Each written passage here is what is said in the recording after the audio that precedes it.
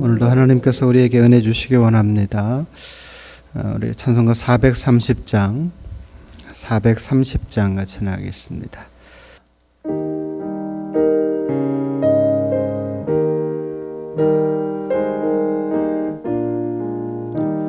주와 같이 길 가는 것 즐거운 일 아닌가. 우리 주님 걸어가신 발자취를 밟겠네. 한 걸음 한 걸음 주 예수와 함께 날마다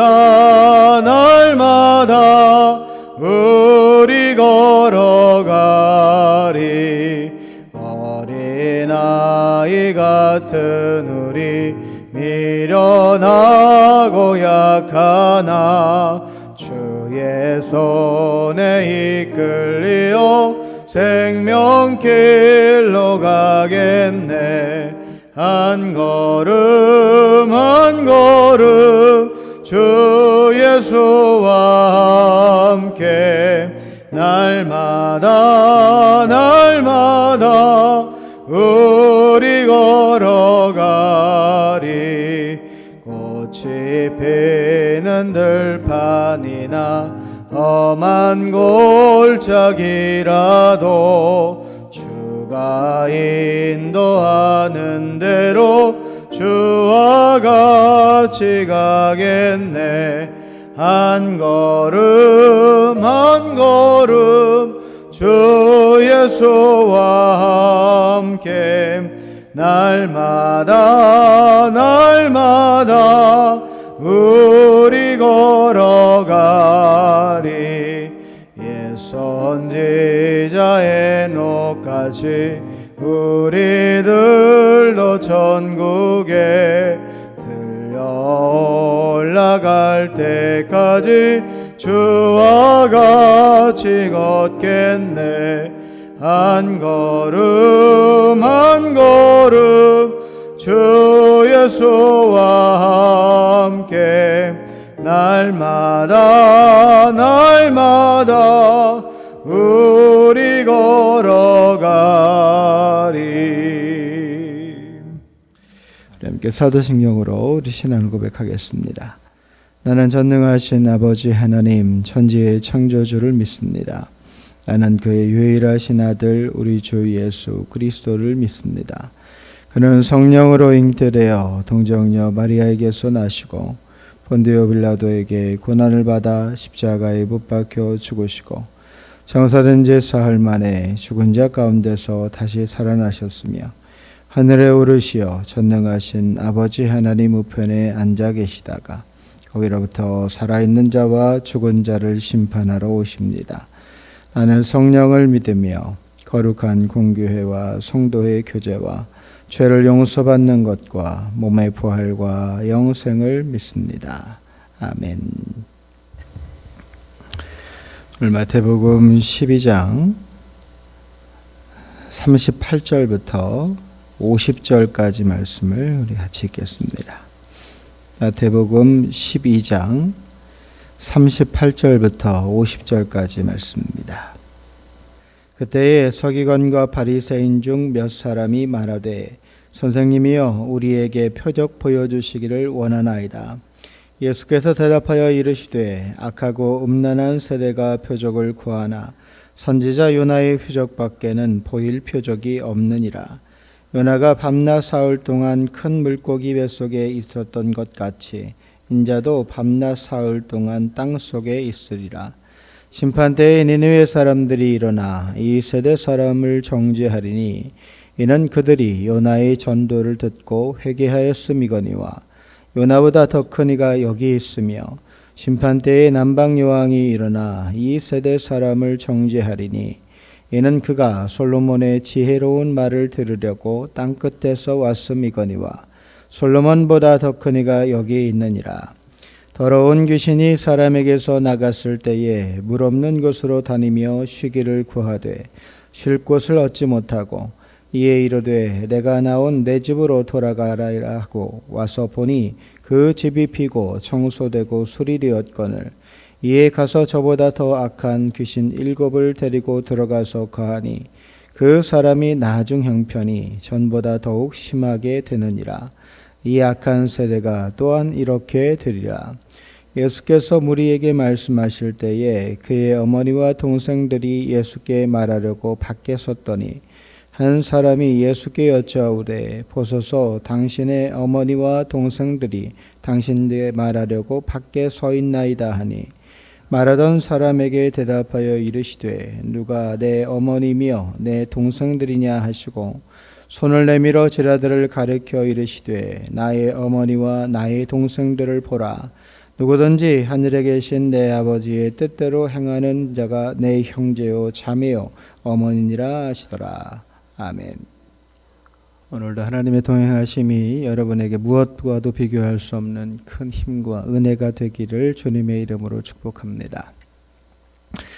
성경을 읽는 사람마다 각자 나름의 관점을 가지고 성경을 읽어서 각자 다른 생각을 가지고 있겠지만 제가 신약 성경을 읽을 때 특히 복음서를 읽을 때 이해가 되지 않는 장면이 더러 있어요. 그 중에 한 가지가 오늘 38절의 말씀처럼 서기관, 바리새인, 사두개인들이 예수님을 반복적으로 찾아오는 일입니다.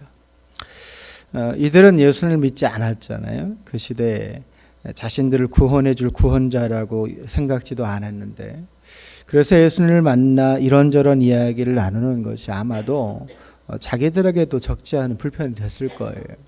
근데 그럼에도 불구하고 참 줄기차게 예수님을 찾아온다는 거죠. 굳이 찾아와요. 그리고 시험거리를 던지든 아니면 무엇인가 예수님께 끊임없이 요구를 합니다. 그들의 말을 이렇게 때때로 들어보면 억지스러운 그런 터무니없는 말들이 생각보다 많아요. 오늘 말씀도 가만히 생각해 보면 예수님께 찾아와서 표적을 구합니다. 실제로 그럴 만한 관계가 아닌데 선생님이여 우리에게 표적 보여주시기를 원하나이다. 그 표적을 보여주세요가 아니라 표적 보여주시기를 원하나이다예요. 그러니까 자기들에게 표적을 보일 만한 어떤 일들이 이루어지기를 바라는 거죠.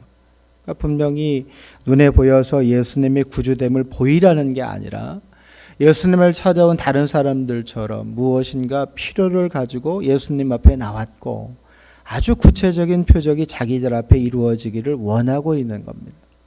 그래서 이 말을 가만히 생각해 보면 한편으로는 예수님을 믿고 있는 거죠. 그런 능력을 행하실 수 있는 분이라고 인정하고 있는 거예요.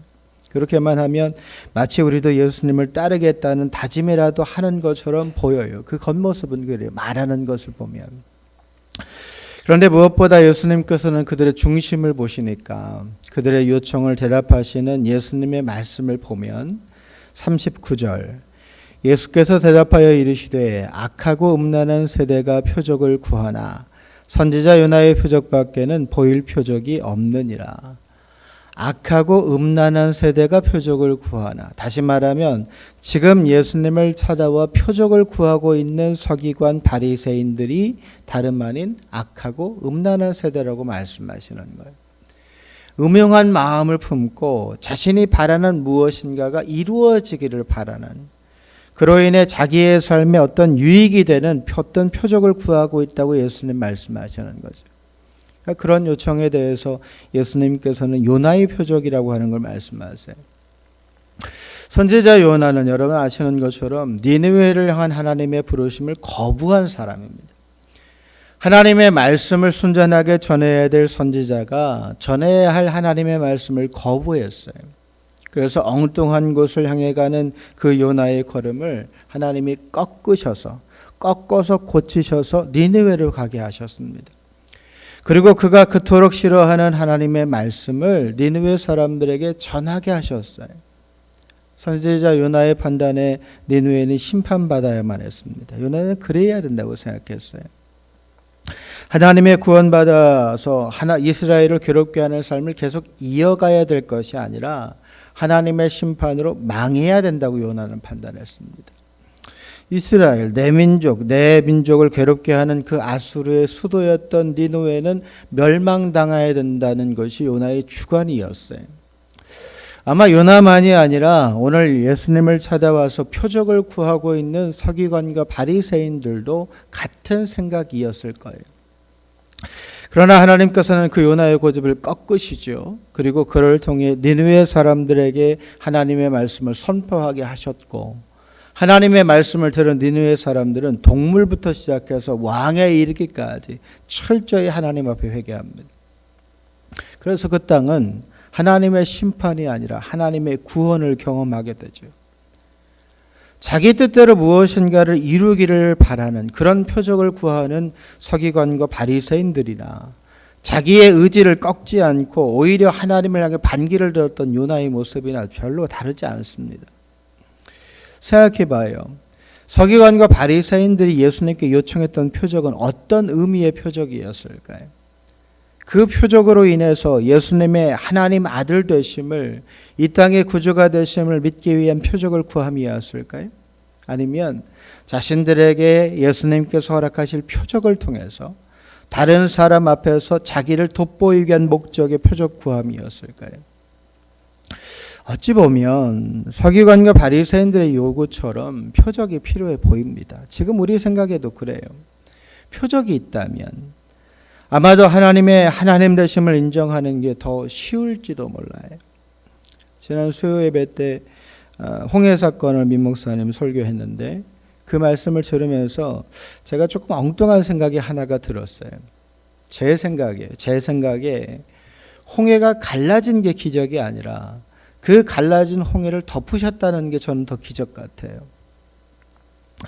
만일 갈라진 홍해가 다시 덮어지지 않았다면 여러분 어떻게 됐을까요?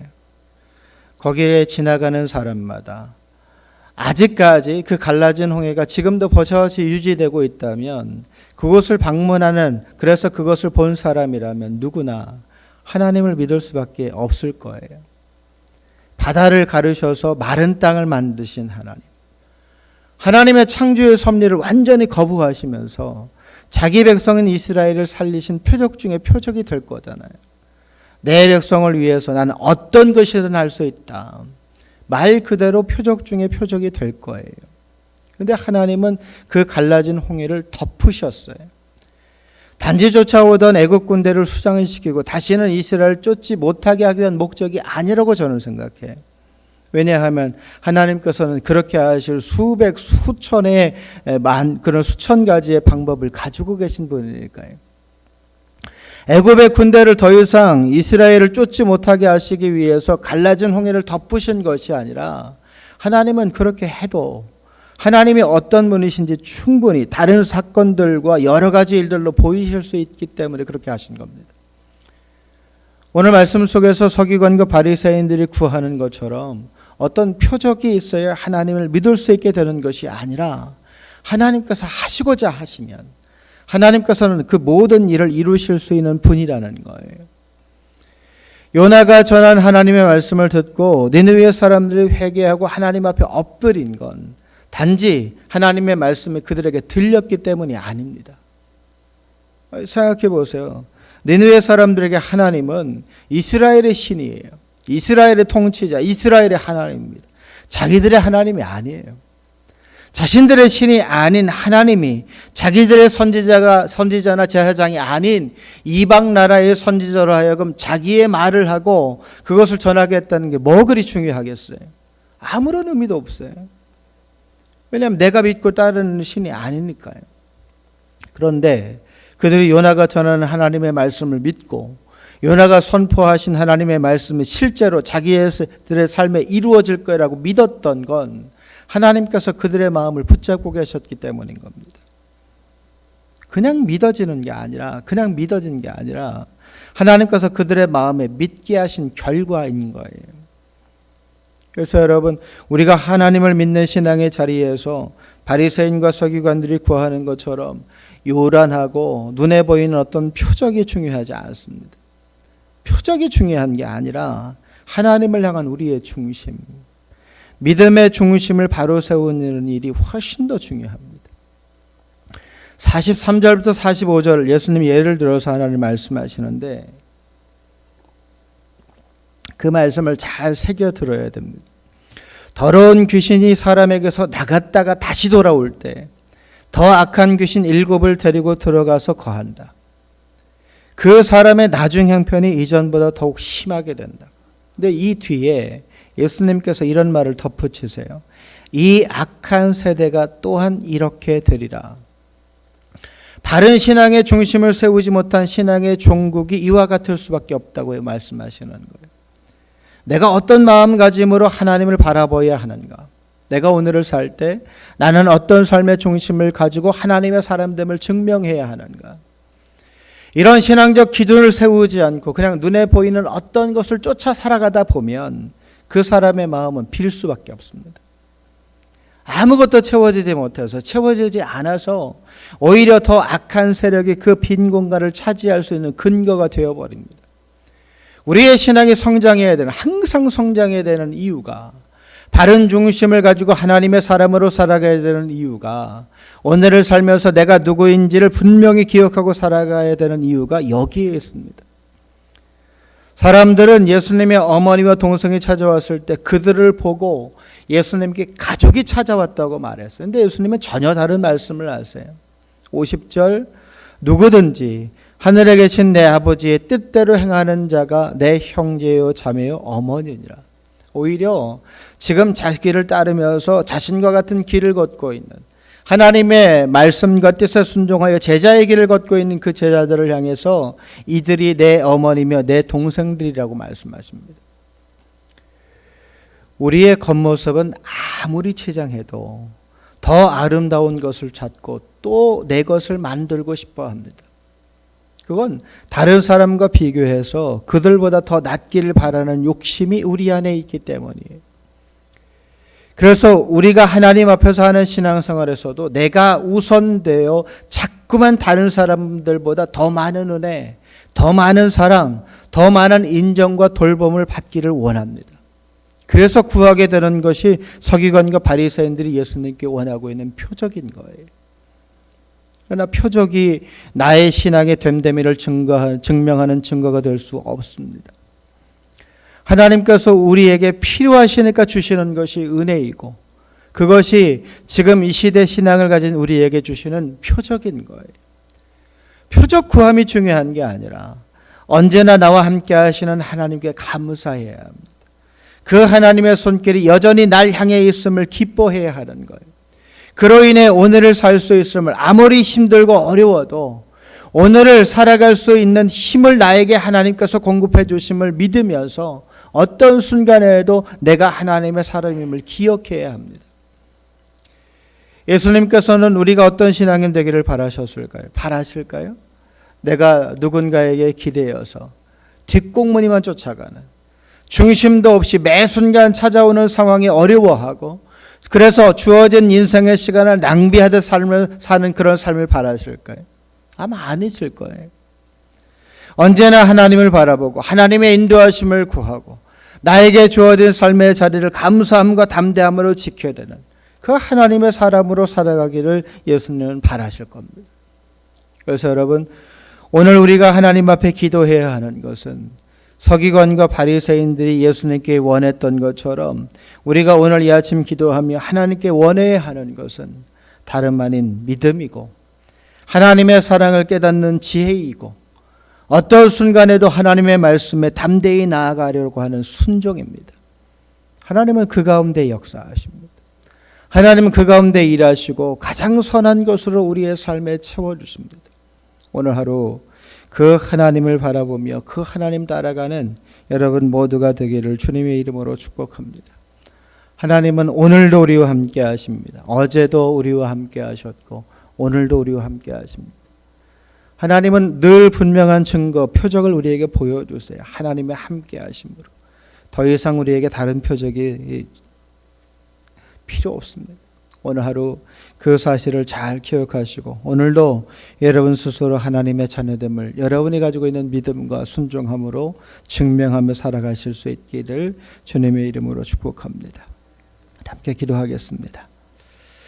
하나님이 아침에도 우리의 마음과 생각을 아시고 우리를 붙들어 주시어서 믿음의 자리에서 우리의 마음의 중심을 하나님 앞에 쏟아드리며 우리의 믿음의 중심이 어떠한지를 오늘 하루의 삶의 모습으로 증명하게 할 수 있는 기회를 주심을 감사합니다.